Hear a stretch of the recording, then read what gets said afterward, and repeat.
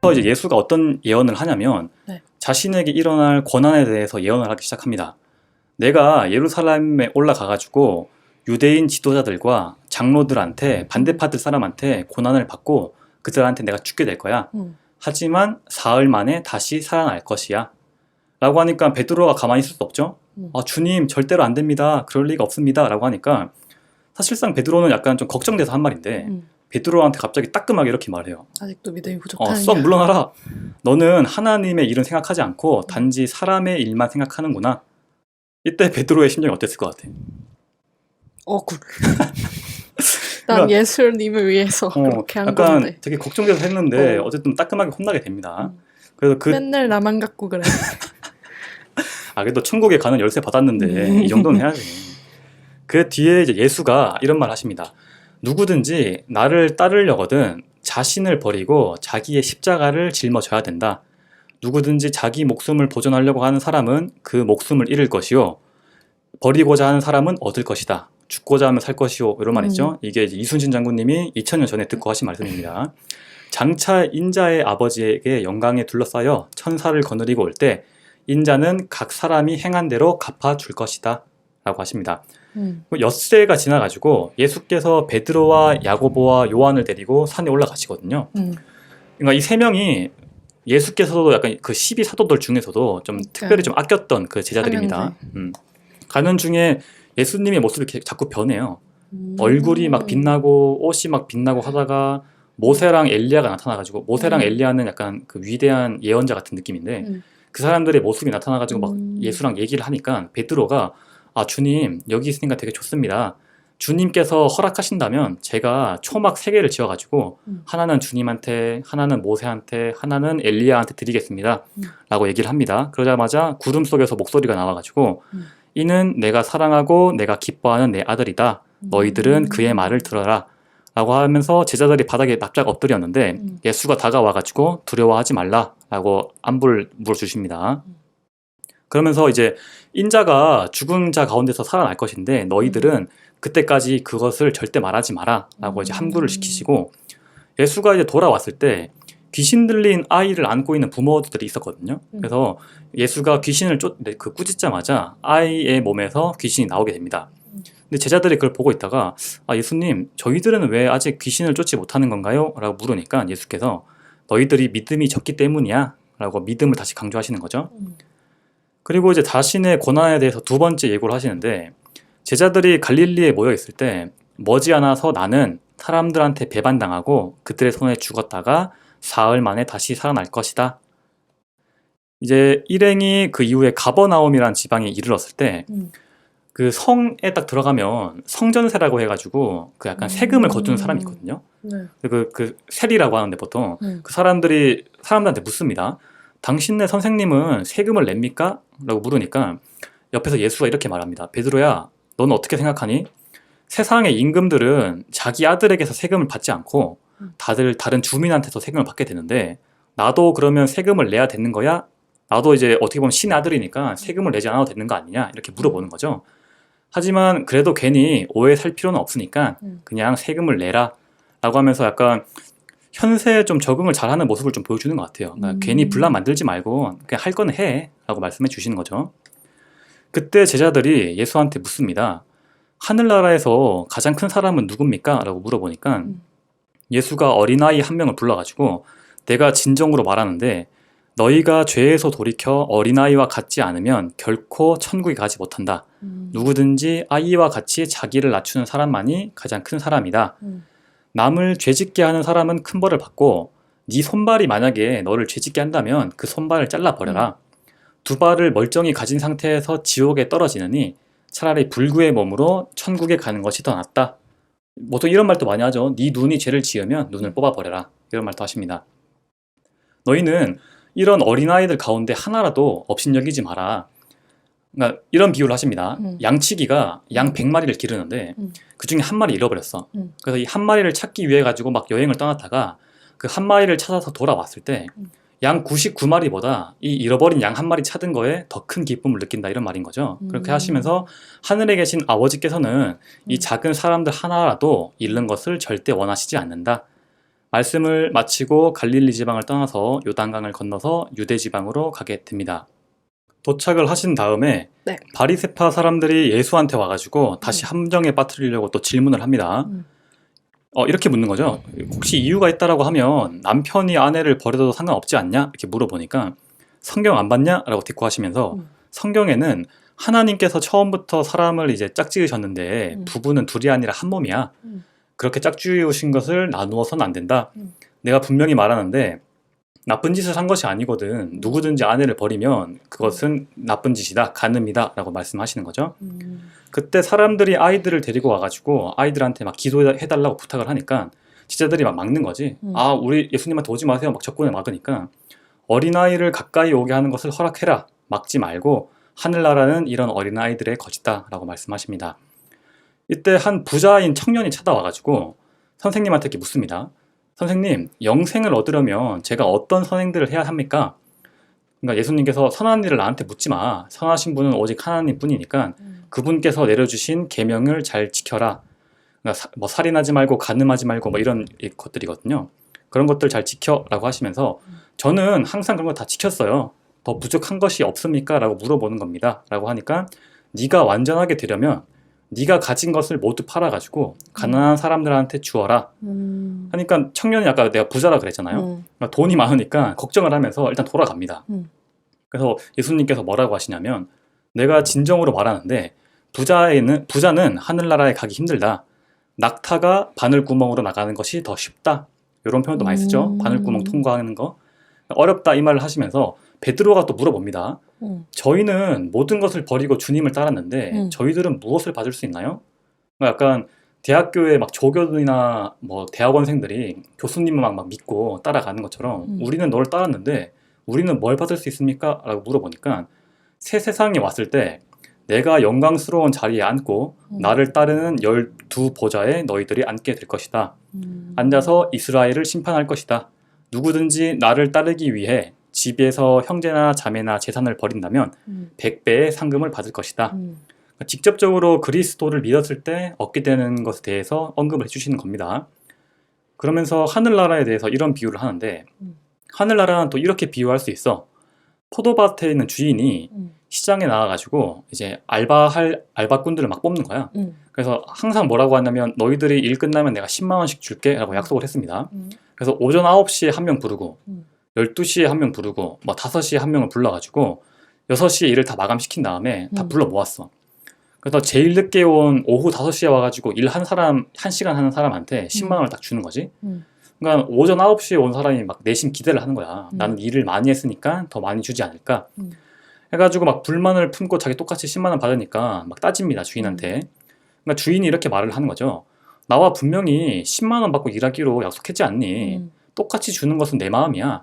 내가 인심을 베푸는 것에 대해서 너는 상관하지 마라. 그러니까 결국에 어찌 되었건 너희들의 한 행동에 대해서는 하늘에 계신 아버지가 판단하는 거지 니들이 왈가왈부할 게 아니다 라고 말씀하시는 거죠. 그 말을 마치시면서 자신한테 일어날 세 번째 고난에 대해서 또 예고를 하시는데 예루살렘에 올라가서 이제 12대자들을 불러가지고 이렇게 말씀하십니다. 나는 지금부터 저기 반대파 사람들의 손에 넘겨질 것인데 그 사람들은 나를 로마 정부로 넘길 것이다. 사람들은 나를 조롱하고 때리고 십자가에 못 박을 것인데 나는 다시 사흘 만에 살아날 것이다 라고 예언을 하시는 거죠. 이거 저는 실제로 그 봤는데 그 십자가에 못 박히는 걸 똑같이 따라하는 신자들이 있거든요.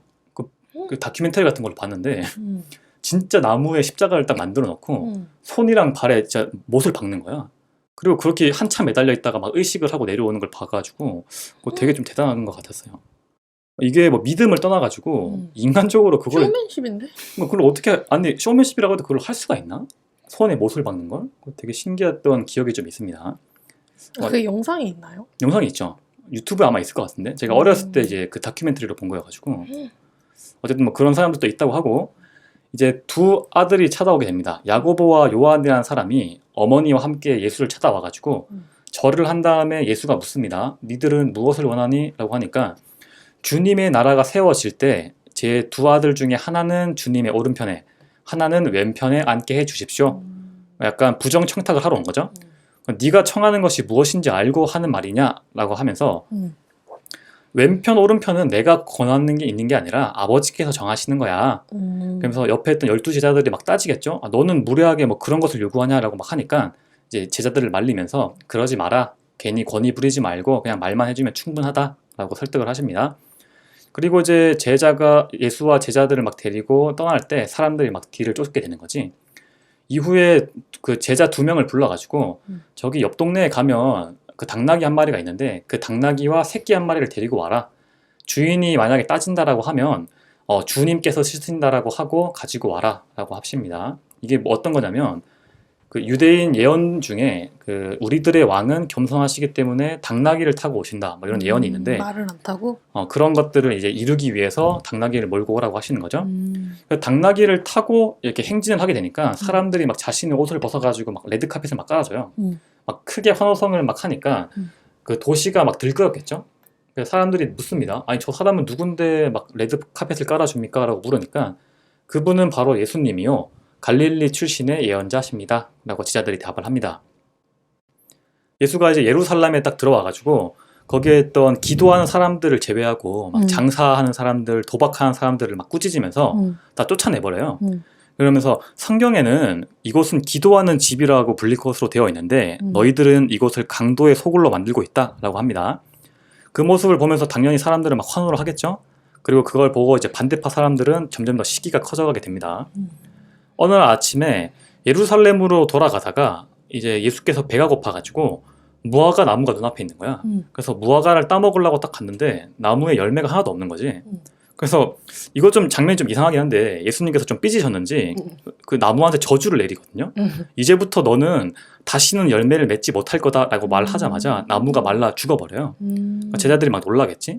그러니까 너희가 뭐 믿고 의심하지 않는다라고 하면 뭐 이것보다 더 큰 일을 할 수 있다라고 말씀을 하시는데 이게 좀 그냥 간단하게 보면 그냥 좀 삐지신 것 같고 이걸 해석하는 사람들은 뭐 이제 예루살렘에 대한 믿음이 적은 것들에 대해서 뭐 비유를 하신 거다 뭐 그렇게 좋게 표현을 하던데 전 잘 모르겠습니다. 저는 이제 신앙이 없기 때문에. 그러면서 약간 이런 또 예를 들어주시는데 포도밭 주인이 자기 밭을 이제 소작할 사람들을 모아가지고 밭을 맡겨놓고 여행을 갔다가 돌아왔다. 돌아와서 그 소작인들한테 수확한 것을 가지고 오라라고 종들을 보냈는데 소작인들이 그냥 그 종들을 다 죽여버리는 거지. 그래서 주인이 이제 종들이 안 오니까 더 많은 종들을 보냈는데 그들도 죽여버리고 그래서 내 아들을 보내면 죽이지 않겠지라고 했더니 아들도 다 죽여버리는 거야. 그래서 묻는 거죠 제자들한테. 너희들이 주인이라면 어떻게 하겠니? 라고 하니까 제자들이 소작인을 죽이고 새로운 사람을 보내지 않을까요? 라고 말을 하는 거죠. 그러면서 예수께서 잘 들어라. 하나님께서 너희에게 하나님의 나라를 빼앗아 그 나라의 소출을 바칠 백성에게 맡길 것이다. 이게 무슨 말이냐면 자신은 이제 하나님의 아들인데 지금 소작인들은 자신을 반대하는 사람들이고 그 반대하는 사람들이 나를 죽이고 박해하게 되면 하늘에 계신 아버지께서 그 소작인들을 다 처리를 하고 우리를 다 데려가실 거다 라고 하신 그 말을 딱 듣고 있던 반대파 사람들은 당연히 더 열이 받겠죠. 그러면서 하늘나라에 대한 이제 또 묘사를 해주시는데 하늘나라는 아들 결혼식에 잔치를 베푸는 왕과 같다 라고 말을 합니다. 왕이 막 신하를 보내가지고 잔치에 사람들을 막 초대를 했는데 아무도 안 오는 거야. 그러니까 왕이 화가 나겠죠. 그래서 군대를 보내가지고 마을을 다 태워버립니다. 그 다음에는 이제 내가 애초에 초대하려고 했던 사람들은 자격이 없는 사람들이야. 그냥 아무나 오고 싶은 사람들 다 오라 해 라고 해서 거리에 나와가지고 사람들을 막 초대를 했는데 그들 가운데서 옷을 예쁘게 입지 않고 쉽게 말해서 격식을 갖추지 않은 사람들이 있겠지. 그 사람들을 다 내쫓아버렸다. 이와 같이 초대받은 사람들은 많지만 선택받은 사람들은 적은 법이다 라고 하시면서 하늘나라에 갈 수 있는 사람들에 대해서 설명을 해주시는 거죠. 그러면서 이제 반대파 사람들이 이런 트집을 잡습니다. 선생님, 로마 황제한테 세금을 바치는 것은 옳은 일입니까? 라고 물어보니까 너희들은 세금을 무엇으로 내니? 라고 물어보는 거죠. 그러니까 동전을 딱 보여주는 거야. 아, 저희는 이것으로 세금을 냅니다 라고 하는데 그 동전에 이제 로마 황제의 얼굴이 그려져 있는 거예요. 그러니까 너희들이 보기에는 그 얼굴이 누구의 얼굴이냐? 라고 하니까 로마 황제의 얼굴입니다 라고 하겠죠. 그러면 로마 황제의 것은 로마한테 내고 하나님의 것은 하나님한테 바쳐라 라고 하면서 약간 세금에 대한 문제에 있어서 굉장히 좀 진보적인 측면을 가지신 그런 분이셨던 것 같아요. 같은 날 이제 부활이 없다라고 주장하는 반대파 사람들이 또 찾아옵니다. 그래서 선생님, 한 여자가 7명의 남자와 결혼만 하고 음. 자식을 낳지 않고 다 죽어버렸는데 음. 그럼 이들이 네 말대로 부활을 했을 때 이 여자는 누구의 아내입니까? 라고 묻는 거죠. 음. 그러니까 예수님께서 부활하고 난 다음에는 장가도 시집도 가지 않는다. 하늘나라에 있는 천사들처럼 편안하게 살게 된다라고 말씀하십니다. 그러니까 부활하고 난 다음에 세상은 약간 우리가 사는 세상이랑 좀 다른 모습인 것 같아요. 정확한 묘사가 없긴 한데 천사들은 다 비운인가? 그런가 비혼인지 그냥 자웅동체인지 모르겠는데 저도 좀 궁금해서 찾아봤는데 사실 성경에 천국이나 지옥에 대한 자세한 묘사가 잘 없어. 그래서 이게 조금 더 궁금증을 만드는 게 아닌가 싶습니다. 그리고 아까 TPO에 맞지 않는 사람들은 다 음. 내쫓았다 했잖아요. 그런 게 요즘엔 교회에서 교회 갈 때 좀 차려입고 가는 것도 영향이 있는 건가? 그거 아닌 것 같은데? 아닌가요? 아니 그거 아니면 근데 기본적으로 항상 뭐 이렇게 자격이 되게 예를 갖추라 그런 표현이니까 맞을 수도 있겠는데 잘 모르겠습니다. 그게 좀 싫었어요. 어렸을 때 교회 갈 때 음. 항상 옷을 티셔츠를 그 바지 안에 이렇게 넣어가지고 되게 단정하게 하고 가야 됐거든. 아 바지 안에 위에 걸 넣어가지고 막 이렇게 입고 막 멜빵 해가지고 그러고 갔었던 기억이 나요. 약간 어렸을 군인 같은 때. 느낌인데. 어쨌든 예수가 이번에는 또 제자들한테 이렇게 묻습니다. 율법 교사들과 바리새파 사람들이 현재 이제 모세의 자리에 앉아 있다. 그러니까 그 사람들이 지금 권력을 차지하고 있다 이 말인 거죠. 그러니 그들이 하는 말을 그냥 다 지켜줘라. 대신에 그들의 행실은 본받지 마라. 라고 하면서 굉장히 좀 현실적인 조언을 해주는 거지. 너희들이 이렇게 피해 입게 되니까 일단 말은 듣는 척은 하되 그들의 행동을 따라하지 말라라고 해주시는 겁니다. 그리고 이제 떠나기 직전에 예수가 예루살렘을 보면서 한탄을 하게 되는데 어찌 하느님께서 보내신 나를 죽이려고 하는 것이냐? 너희는 이 모든 것을 보고 있지 않냐? 내가 진정으로 말하는데 이 모든 건물들이 다 무너져서 돌 하나도 제대로 남아있지 않을 것이다. 그러니까 이게 자신의 죽음을 조금 직감을 하고 약간 한탄하는 모습이 나오는데 그런 것들을 이제 여기 막 그 예루살렘을 보면서 막 한탄을 하는 거죠. 저 왜 저를 선택하셨나요? 막 그렇게 아버지한테 막 하는 장면 나오잖아요. 네, 맞아요. 굉장히 왜 저야만 하나요? 막 인간적인 고뇌를 하는 장면이 계속 나옵니다. 그래서 그 제자들이 묻습니다. 도대체 언제 그런 시대가 옵니까? 라고 물으니까 누구에게도 속지 마라. 자기가 그리스도라고 주장을 하면서 그릇된 길로 이끄는 사람들이 올 텐데 두려워하지 말고 그냥 항상 너희는 내 사람이란 이유로 고통당하고 죽임을 당하겠지만 너희들이 끝까지 참는 자는 구원을 받을 것이다. 하나님의 기쁜 소식이 땅끝까지 전파되어서 모든 민족이 그 복음을 듣게 될 것인데 그때 세상이 끝나게 된다. 세상이 끝나게 되면 이렇게 하라고 또 직접 말씀해 주십니다. 세상이 끝날 때가 오면 유대 땅의 사람들은 산으로 도망가. 뭐 물건이나 돈 같은 거 챙기지 말고 그냥 빨리 가라. 아주 큰 재난이 터질 것인데 이건 아주 큰 고통일 것이다.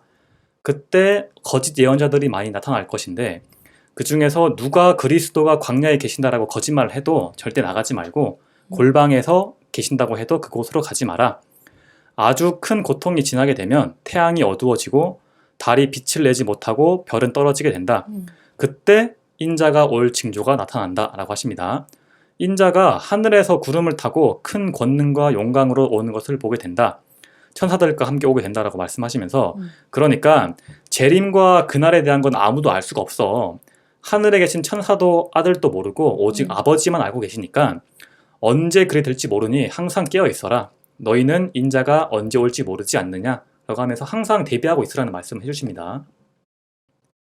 그러면서 하늘나라에 대한 비유를 해주시는데 하늘나라는 멀리 여행을 떠나는 주인이 종 A, B, C 3명을 불러가지고 돈을 맡긴 거랑 똑같은 거야. A한테는 5만 원 주고 B한테는 2만 원 주고 C한테는 만 원을 줬는데 A는 그 5만 원을 잘 불려가지고 10만 원으로 만들고 B는 그거 잘 불려서 4만 원으로 만들었는데 C는 그냥 그 돈을 그냥 저금해 놓은 거예요. 그러니까 불리지 못한 거죠. 그러니까 주인이 돌아와가지고 호통을 치면서 너는 게을러서 그런 것이다. 가진 것을 잘 활용하는 사람이 더 많이 받고 그러지 않으면 그마저도 뺏기게 될 것이다 라고 말씀하십니다. 그러니까 이게 보통 말하는 달란트 같은 건데 약간 하늘에서 인간에게 준 재능 같은 거거든요. 그러니까 그런 것들을 너희들이 잘 적극 활용해가지고 열심히 살아라 라고 말씀하시는 거죠. 그러면서 최후의 심판에 대한 장면을 또 마지막으로 묘사를 하시는데 인자가 영광에 쌓여가지고 천사를 거느리고 보좌에 앉을 때 양치기가 양과 염소를 구분하듯이 사람들을 둘로 나누게 된다. 오른편에 있는 사람들은 이제 주가 챙기는 사람들인데 이렇게 말씀하십니다. 오른편에 있는 사람들아, 너희는 내가 배고플 때 음식을 준 사람들이다 라고 하니까 그 사람들이 저희는 주님께 그런 것을 드린 적이 없습니다 라고 대답을 합니다. 그럴 때 주가 어떻게 말씀하시냐면, 너희가 여기 있는 내 형제들 가운데 가장 보잘것없는 사람에게 베푼 것이 곧 나에게 베푼 것과 같은 것이다. 그러니까 왼편에 있는 사람들한테는 이렇게 말씀하십니다. 너희들은 나에게 베푼 것이 없다 라고 하는데, 아니 저희한테 언제 베풀라고 하셨나요? 라고 물어보겠죠. 그러니까 내 형제들 가운데 가장 보잘것없는 사람들에게 해주지 않은 것이 나한테 해주지 않은 거랑 똑같은 거야.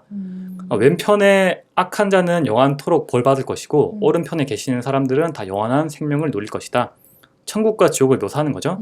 그리고 그 말을 마치고 제자들한테 이틀 뒤에 유월절이 된다. 그날 나는 배반당하고 십자가에 달릴 것이다 라고 하면서 가르침을 끝이게 됩니다. 그리고 예수가 나병 환자의 집으로 가게 되는데, 그 식사를 하고 계셨는데 그 중에 한 여인이 예수의 머리 위에 향유라고 하는 비싼 기름이 있거든요. 그것들을 머리에 막 끼얹습니다. 그러니까 제자들이 화나가지고, 아니 그 비싼 것을 왜 끼얹는 거야? 차라리 팔아가지고 가난한 사람한테 줘야지 라고 하니까, 그 여인을 괴롭히지 마라. 가난한 사람들은 주위에도 항상 있지만 나는 너희랑 항상 함께 있을 수 없어. 내게 향유를 부은 것은 내 장례를 미리 준비하는 것이다. 그녀를 모두가 기억하게 될 것이다 라고 하십니다. 이게 뭐냐면, 당시에 유대인들이 이제 그 왕이나 지도자들 선출 같은 걸 할 때 하던 의식 중에 하나가 머리 위에 기름 같은 거 끼얹는 그런 의식이 있거든요. 그러니까 자신에게 머리에 향유를 붓는다는 것 자체가 이제 세상의 왕으로 오신 예수라는 것을 증명을 하는 거다, 이렇게 말씀하시는 거죠. 그 중에 이제 여기서부터 드디어 시작됩니다. 12사도 중에 한 명인 유다가 반대파 사람들과 이제 모의를 해가지고 은하 30개에 예수님을 팔게 됩니다. 그러면서 유대인 명절 첫날에 제자들과 예수가 음식을 먹기 위해 가지고 다들 모여 있는데, 예수가 이런 말 하십니다. 너희들 가운데 한 사람이 나를 배신할 것이다. 다들 깜짝 놀라겠죠? 다들 저는 아니죠 라고 하는데, 나는 예언처럼 죽어야 하지만 나를 배신한 자는 화를 입을 것이다 라고 합니다. 유다가 되게 뻔뻔하게 메소드 연기를 하면서 저는 아니죠 라고 막 묻습니다. 예수가 이제 빵을 들어가지고 감사의 기도를 딱 올린 다음에 빵을 다 나눠주면서 먹어라, 이것은 내 몸이다. 그 다음에 잔을 들어가지고 잔을 딱 마시면서 마셔라, 이것은 나의 피다 라고 하십니다. 많은 사람들이 죄를 용서하기 위해 흘리는 나의 피다. 나는 내 아버지의 나라에서 너희들과 함께 포도주를 마실 그날까지 한 입도 마시지 않겠다 라고 하면서 다들 찬송가를 부르면서 올리브로 올라가게 됩니다. 이게 천주교에서 하는 그 성찬식이라고 그 빵이랑 포도주스 나눠 먹는 게 있거든요. 그게 직접적으로 이제 하나님의 몸을 먹으면서 하나가 되는 의식 같은 건데, 굉장히 그 카톨릭에서 되게 중요한 의식 중에 하나가 되죠, 이게. 저 먹어봤습니다. 역시 안 해본 게 없구만. 혹시 세대명 같은 거 있나요? 그건 없는데 가서 먹었습니다. 제가 나중에 미사 드리고 꼭 지어주고 싶네. 이제 그 산으로 이제 찬송을 부르면서 올라가게 되는데, 예수가 제자들에게 이렇게 말합니다. 오늘 밤 너희가 모두 나를 버릴 것이다. 베드로가 이렇게 말합니다. 모두 주님을 버린다고 해도 저는 결코 버리지 않겠습니다. 예수께서 지그시 보더니 오늘 밤 닭이 울기 전까지, 해가 뜨기 전까지 네가 나를 3번이나 부인할 것이다. 나를 모른다고 할 것이다, 이 말이죠. 베드로는 당연히 아니라고 하겠죠.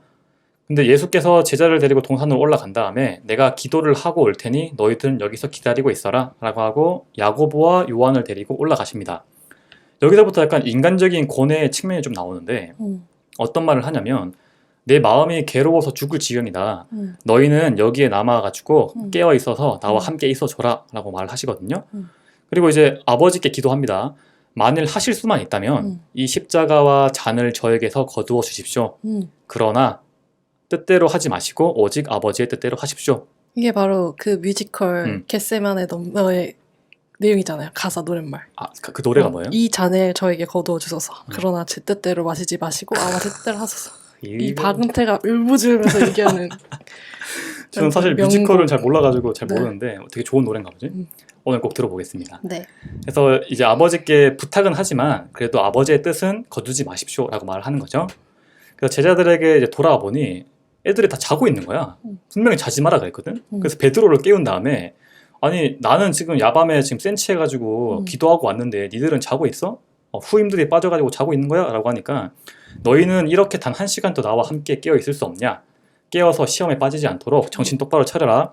마음은 원하면서 육신은 약하구나 라고 꾸짖고 다시 올라가거든요. 다시 내려와요. 애들이 어떻게 하고 있을까요? 또 자고 있습니다. 그러니까 이게 조금 이해가 안 되는 게 당시에 제자들이 물론 이것도 뭐 하나님께서 의도하신 바라고 하면 할 수 없지만 당시에 제자들은 예수를 신이라고 믿고 있었거든. 그러니까 자신이 믿고 있는 신이 분명히 자지 말라고 했는데 또 자고 있다라는 것 자체가 사실 막 읽으면서 이해가 잘 안 되긴 해요. 근데 졸음은 그럴 수 있어. 제가 수업 시간에 좀 자주 졸아봤던 사람인데 그거는 인간의 능력으로 조절할 수 있는 게 아니잖아요. 신의 권능으로 안 된다. 그런 깊은 뜻이 있었고. 졸음은 누구도 깨울 수 없다니까요. 악마의 유혹인데 신의 권능으로 어쩔 수 없다. 어쨌든 이번에는 그냥 애들 깨우지 않고 그냥 포기하시고 나가가지고 혼자 기도를 하고 돌아오십니다. 근데 왔는데도 계속 자고 있으니까 마지막으로 이렇게 말해요. 너희가 아직도 자고 있냐? 그렇게 피곤하니? 하지만 때가 왔다. 인자는 곧 악한 자들의 손에 넘겨지게 될 것이고 나를 넘겨줄 자가 이미 가까이 와 있다. 라고 하면서 장면이 바뀌면서 이제 유다가 반대파 사람들이 보내준 군사를 이끌고 몰래 온 거예요. 그러면서 이제 어떻게 말을 하냐면 내가 제일 처음 뽀뽀하는 사람이 예수님이니까 내가 뽀뽀한 사람을 체포해라 라고 말해줍니다. 그 잠복을 시켜놓고 예수님을 만나러 가는 거죠. 이제 부릅니다. 여 시사시부리 하겠죠. 예수님한테 볼에 뽀뽀를 딱 한 다음에 어서 네가 할 일을 해라 라고 이제 예수님께서 말씀하십니다. 이미 알고 있는 거죠. 그래서 체포를 딱 당하고 가고 계시는데 주위를 보니까 다 사람들이 막 무장을 하고 있는 거야. 예수님께서 꾸짖습니다. 너희는 내가 원하기만 하면 천사들을 당장 부를 수 있다는 걸 모르냐. 내가 위험한 강도도 아닌데 어찌 칼과 몽둥이를 들고 왔니? 라고 하면서 호통을 치고 이때 예수님을 놔두고 제자들이 다 도망쳐 버리거든요. 그러면서 이제 그 재판을 받기 위해 가지고 제사장의 집으로 가게 됩니다. 근데 이때 베드로만 유일하게 그 어떻게 되는지 보려고 이제 분장을 해가지고 그 재판장이 찾아오게 돼요. 그래서 막 예수를 곤란하기 위해서 막 거짓 증언도 하고 하는데 그때 갑자기 이런 질문을 합니다. 예수한테 그대가 진짜 하나님의 아들 그리스도이냐? 라고 물어보니까 예수께서 당신이 스스로 그렇게 말하고 있다. 당신들은 인자가 하나님의 오른편에 앉아있는 것과 하늘 구름을 타고 이 땅에 오시는 것을 보게 될 것이다. 그러니까 그 반대파 사람들은 하나님을 모욕한다라고 생각을 하고 막 침을 뱉고 막 때리기 시작하거든요. 그때 베드로가 그걸 숨어서 보고 있었는데 옆에 있던 사람이 베드로를 알아보고 당신 그 예수랑 같이 다니던 그 제자 아니야? 라고 물어보니까 베드로가 아닌데? 저 아닌데요? 라고 하면서 막 도망을 칩니다. 도망을 치다가 또 다른 사람이 봐가지고 너 그 예수 옆에 있던 그 사람 맞지? 라고 하니까 또 아니라고 하겠죠. 아닌데 라고 하다가 마지막에 어떤 사람이 뭐라 그러냐면 야, 너 맞잖아. 내가 똑똑히 봤어. 너 예수의 제자 베드로 맞지? 라고 하니까 마지막으로 세 번째 부인을 하게 됩니다. 아니, 난 저 사람이 누군지 모른다. 앞에서 말씀하신 예언이 이루어지는 거죠. 그 말이 끝나자마자 해가 떠버렸다. 12사도들도 이런 것들을 보면 약간 신앙인들이긴 한데 무엇이 그렇게 두려웠을까 좀 싶긴 하거든. 그러니까 인간적인 뭐 박해 같은 게 두려웠던 건지 어떻게 생각해요? 그런 게 막상 현실이 다르잖아요. 그 군인들이 뒤에 쫓아온다고 생각하고 막 그렇게 맨날 사람들이 박해하고 막 이렇게 생각하면은 그 두려웠던 수도 있을 것 같아요. 아무리 내가 믿음이 있지만 항상 흔들리는 거지. 인간이들. 항상 테스트를 당하는 거고 그 와중에도 인간적인 고뇌들과 하면서 이겨가는 건데 어쨌든 12사도들은 막 엄청나게 잘 이기지 못했던 것 같아요. 현실적으로. 그래서 다음날 새벽이 돼가지고 예수를 이제 죽이기로 모의를 합니다. 그래서 묶고 끌고 가가지고 로마 총독, 그 당시에는 로마의 지배를 받고 있다 보니까 유대 민족들이 총독인 빌라도라는 사람한테 넘깁니다. 그래서 빌라도가 물어보면서 이제 판결을 내리기 시작하는데 당시에는 어떤 관례가 있었냐면 매년 명절마다 이제 로마의 총독이 군중들의 그 민원 같은 걸 받아가지고 죄수 한 명을 풀어주는 게 있었거든. 우리나라 약간 광복절 특살 같은 느낌으로. 그래서 두 명이 후보에 오릅니다. 한 명은 바라바라는 사람인데 약간 혁명가이자 살인자예요. 그러니까 로마의 지배에서 벗어나기 위해서 혁명 운동을 했던 사람이고 한 명은 예수인 거죠. 그러니까 빌라도는 이제 예수를 따르는 사람들이 많아지니까 그를 시기해서 고발한 걸 알고 있었고 자기의 입장에서도 사실 반역자를 죽이는 게 더 맞기 때문에 약간 내심 예수를 좀 풀어주려고 했었는데 그 유대인 지도자들이 군중들을 막 선동을 해가지고 여론몰이를 해서 예수를 죽여야 한다라고 얘기를 하니까 어쩔 수 없이 예수를 죽이기로 합니다. 그래서 사람들한테 물어봐요. 이제 그 지도자들한테 너희들이 선택해. 예수 어떻게 할까라고 하니까 십자가에 못 박으십시오라고 합니다. 그래서 이 빌라도라는 사람이 자신의 회피를 하기 위해 가지고 세숫대에다가 물을 떠놓고 자신의 손을 씻으면서 나에게는 아무런 책임이 없다. 이 모든 책임은 너희들이 지는 것이다. 라고 하고 유대인들은 거기에 대해서 좋습니다. 그 피해에 대한 책임은 우리들과 우리의 자손들이 질 것이다. 라고 약속을 하고 십자가형을 처하게 됩니다. 끝나가게 되죠. 병사들이 예수를 끌고 가가지고 막 옷을 벗기고 막 희롱하고 막 놀리기 시작을 합니다. 막 침을 뱉고 막 때리기도 하고 그 다음에 십자가로 끌고 올라가가지고 처형장에 올라가서 예수를 십자가에 못 박고 이제 예수의 옷을 막 자기들끼리 전리품처럼 막 나눠 가지거든요. 그러면서 예수를 지키기 시작하는데 머리 위에는 어떤 죄목이 적혀 있었냐면 유대인의 왕 예수라고 하는 죄목이 적히게 됩니다. 그리고 그 양 사이드로 이제 강도를 저질렀던 사람 2명이 같이 해가지고 3명이 쪼르륵 이렇게 매달려 있는 거죠. 그래서 지나가던 사람들이 이렇게 비웃습니다. 야, 성전을 허물고 다시 짓겠다는 사람아, 네가 하나님의 아들이라면 거기서 내려와 봐. 너는 남을 구원하면서도 자신을 구원하지 못하냐? 그가 이제 하나님을 의지한다고 했으니 하나님께서 기뻐하시면서 너를 구원해 주겠지 라고 하면서 엄청나게 모욕을 하게 됩니다. 그날 낮 12시부터 어둠이 깔려 오후 3시까지 계속되었다. 예수가 외쳤다. 엘리 엘리 라마 사박다니, 나의 하나님 어찌하여 나를 버리셨나이까? 사람들은 엘리라는 말을 엘리야라는 사람을 부른다라고 생각을 하고 지켜보던 한 사람이 신포도주를 예수에게 먹이려고 하니 그냥 내버려 두시오. 어디 엘리야라는 사람이 와서 그를 구해주나 봅시다. 마침내 예수가 다시 한번 큰 소리로 외치고 숨을 거두었다. 성전의 휘장이 위로부터 아래로 두 폭으로 찢어지고 땅이 흔들리며 바위가 갈라졌다. 예수께서 사망하셨습니다. 날이 저물자 요셉이라는 부자가 있는데 예수님의 제자거든요. 요셉이 찾아와가지고 빌라도한테 예수의 시신을 달라고 간청을 합니다. 그래서 삼배로 잘 싸가지고 바위를 파가지고 무덤을 만들고 큰 돌로 굴려가지고 입구를 막게 되거든요. 그리고 그것들을 이제 그 여인들 뭐 마리아나 막달라 마리아들이 막 보고 있습니다. 이튿날 이제 반대파 사람들이 빌라도한테 가가지고 그자는 세상을 미혹하던 사람인데 그 사람이 살아있을 때 사흘 만에 부활한다라고 막 말을 했다. 그러니까 사흘 동안 그 사람이 나오지 못하게 문을 꽁꽁 지키고 있어 주세요. 그러니까 빌라도가 알겠다고 하고 예수의 돌무덤을 이제 막은 다음에 경비병을 세우는 거죠. 그다음에 안식일이 지난 다음에 동이 틀 무렵 마리아들이 무덤을 찾아오게 됩니다. 그때 큰 지진이 나면서 주위에 천사들이 내려와가지고 돌들을 밀어내고 그 위에 앉게 됩니다. 경비병들이 두려워가지고 막 땅바닥에 납작 엎드리니까 이제 두려워하지 말라. 십자가에 매달린 예수를 찾는 줄 안다. 그분은 여기 계시지 않는다. 너희에게 말한 대로 다시 살아나셨다. 제자들한테 가서 전해라. 예수께서 죽은 자들 가운데 다시 살아나 당신들보다 먼저 갈릴리로 가실 테니 거기서 그분을 뵙도록 해라. 나는 이 말을 전하러 왔다라고 하면서 이제 천사들이 떠나게 되는 거죠. 그때 잠깐 예수님이 나타나가지고 묻습니다.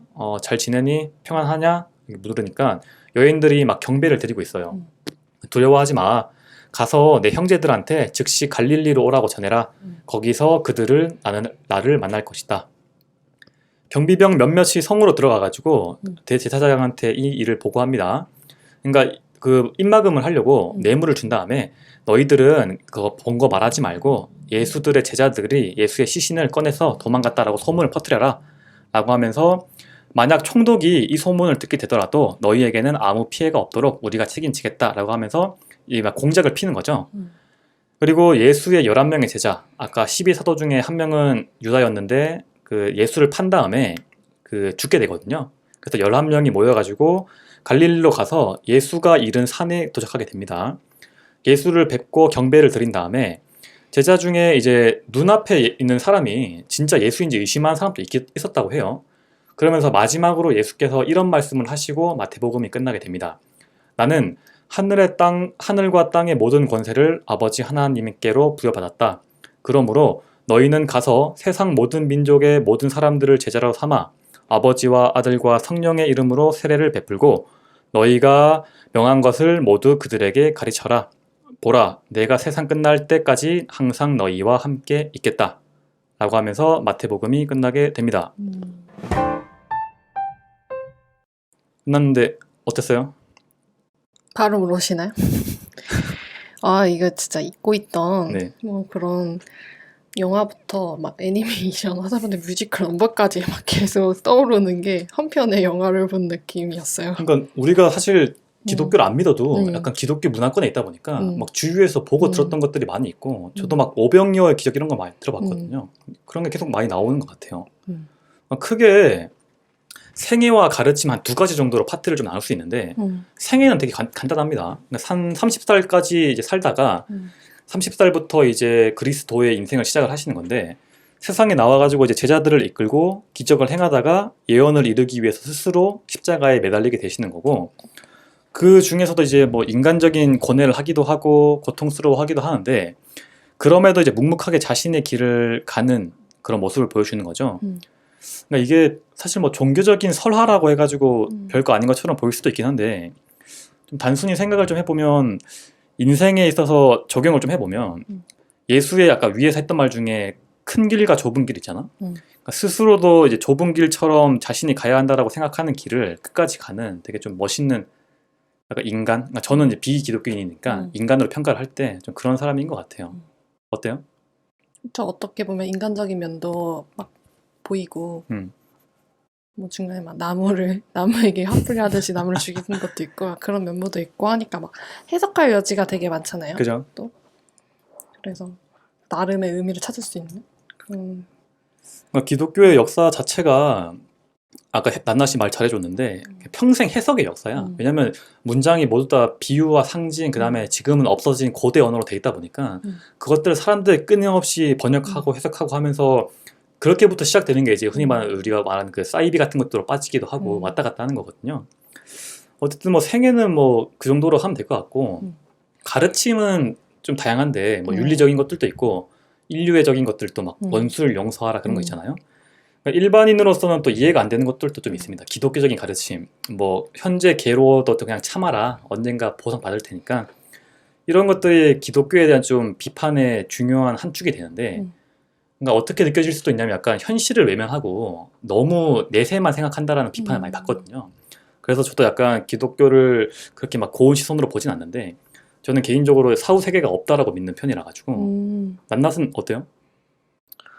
저도 뭐 딱히 종교를 그렇게 믿고 믿는 사람이 아니라서 사회세계에 대해서는 솔직히 지금도 모르겠어요. 네. 죽음이라는 것도 약간 지금도 생각하고 고민하고 있는 그런 주제고 그래서 사후세계가 있다 없다라고 아직 정의 내리지 못했는데 그래도 저는 종교라는 게 있어서 그나마 우리나라 이런 문명이 유지되고 있다는 그런 생각을 가지고 있거든요. 어쨌든 사람들이 모두 자기가 가진 욕심대로만 살려고 하면 이렇게 카오스가 될 거 아니에요. 그죠? 근데 어쨌든 이렇게 하나의 가르침을 지침을 주니까 그런 거를 또 행동하는 사람들이 있어서 그다음에 유지가 되지 않는 게 아닐까라는 인간의 생각을 윤리적인 규범이 되는 가이드가 될 수도 있다. 그런 건 좀 처음 들어본 시선인데 그래요? 낱낱의 시선이 굉장히 좀 신선하기도 한 게 저는 어떻게 생각을 했냐면 보통 그런 것들을 그냥 경제적인 관념에 봐가지고 결국에는 내가 잘 살려고 해도 남들이 없으면 내가 살 수가 없는 거야. 애덤 스미스도 어떤 말을 했냐면 인간의 이기심이 오히려 세상을 발전시키는 힘이다라고 말했듯이 그냥 개인의 필요에 의해 가지고 뭐 이런 것들 좀 유지를 되고 그런 것들이 오히려 종교를 좀 이용한다라고 생각했는데 좀 되게 신선한 시각이었던 것 같습니다. 어쨌든 마태복음은 여기서 좀 끝내면 될 것 같고 네. 저희가 뭐 그냥 사람들이 그냥 각자 받아들이면 되는 거니까 이 이야기 중에서 자신이 필요한 것들을 그냥 개인이 좀 섭취를 해가셨으면 하는 거고 비기독교인이자 비전공자의 시선으로 읊은 거라 가지고 사실 틀린 내용이나 제가 또 중간에 막 이상한 비유한 거 많이 있잖아요. 그런 것 때문에 좀 보완할 내용들이 많이 있을 텐데 좀 너무 기분 나쁘게 듣지 않았으면 좋겠고 혹시 뭐 보완할 거 있으면 의견 주시면 나중에 뭐 AS를 한번 하든지 해보도록 하겠습니다. 좀 길게 됐는데 오늘 여기서 마태복음 마치도록 하죠. 고생하셨습니다. 잘 들었습니다.